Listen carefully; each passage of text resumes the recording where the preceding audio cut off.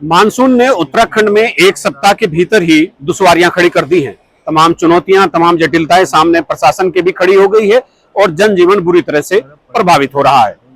अलकनंदा नदी जो भगवान बद्री विशाल के चरणों से होकर नीचे आती है विष्णु प्रयाग में, उसमें एक अलग से एक नदी का विलय होता है, वहां से उसका वेग और तेज होता है, फिर नीचे आती है। जोशीमठ पार करने के बाद नंद प्रयाग में, अलकनंदा में नंदाकिनी एक नदी है जो नंदा पर्वत से आती है, उसका विलय हो जाता है।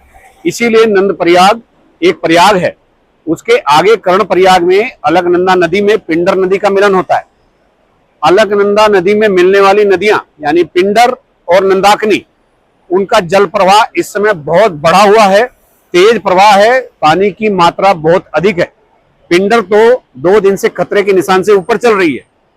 कल कर्णप्रयाग में पुलिस ने गाड़ी में लाउड स्पीकर लगाकर पिंडर नदी के किनारे रिहायशी कॉलोनियों से लोगों को सुरक्षित स्थानों पर जाने की सलाह दी और उन्हें कहा कि जीवन सर्वोपरि है, उसकी रक्षा कीजिए और यहां से आप तत्काल सुरक्षित स्थानों पर चले जाइए।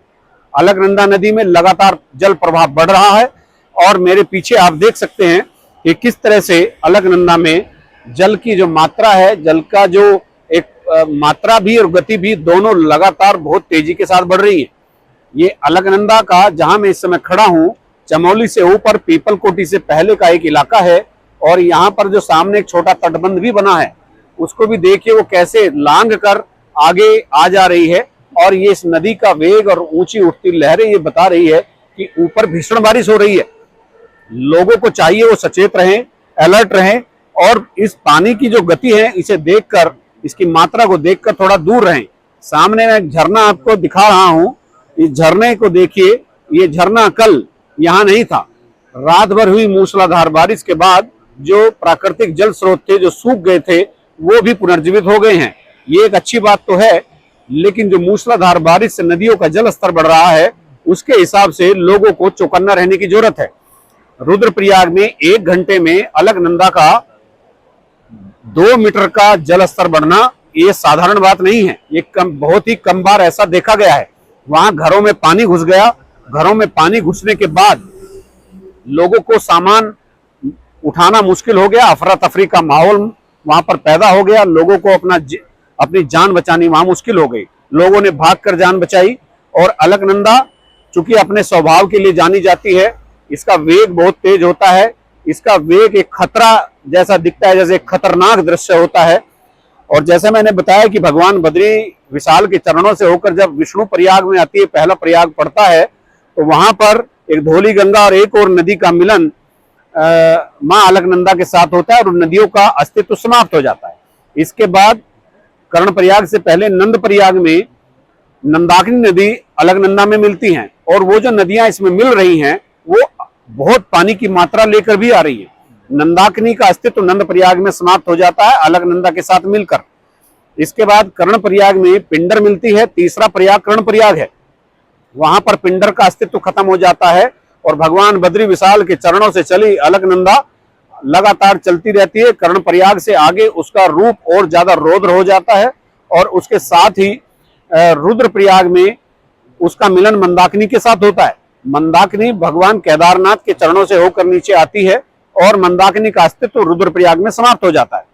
इसके बाद अलकनंदा अपने अस्तित्व को बनाए हुए आगे बढ़ती है और आगे देव प्रयाग में जो 5वां प्रयाग है, वहां पर भागीरथी से उसका मिलन होता है और वहां से एक गंगा मां का उद्गम स्थल उस स्थान को माना गया है और वहां पर ऋषि मुनियों की तपस्थली है, वो वहां से गंगा शुरू होती है। ये तो एक धार्मिक और पौराणिक बात रही, लेकिन कुल मिलाकर जो चीज मैं आपको दिखा रहा हूं वो ये है कि अलकनंदा का वेग है, पर्वतों पर उठते बादल हैं, बढ़ता हुआ पानी है, बढ़ती हुई जल की मात्रा है और ये जो खतरनाक लहरें उठ रही हैं, इनसे जीवन को सुरक्षित रखना है तो इनसे दूर रहना होगा।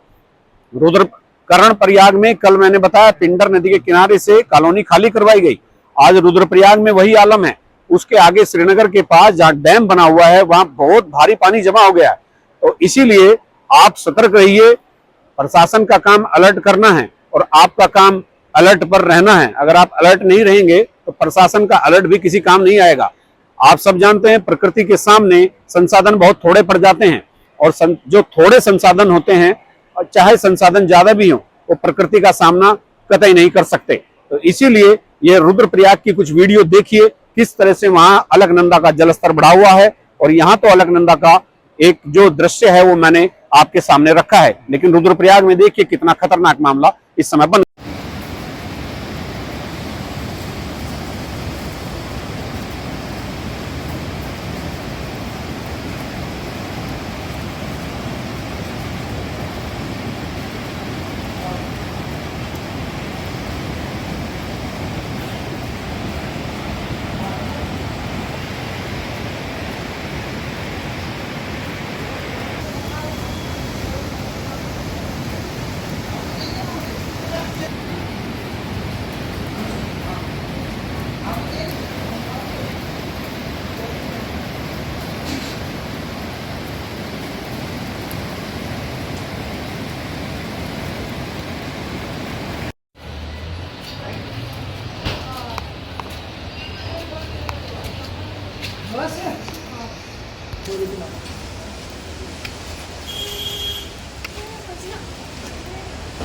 सही कर दिया।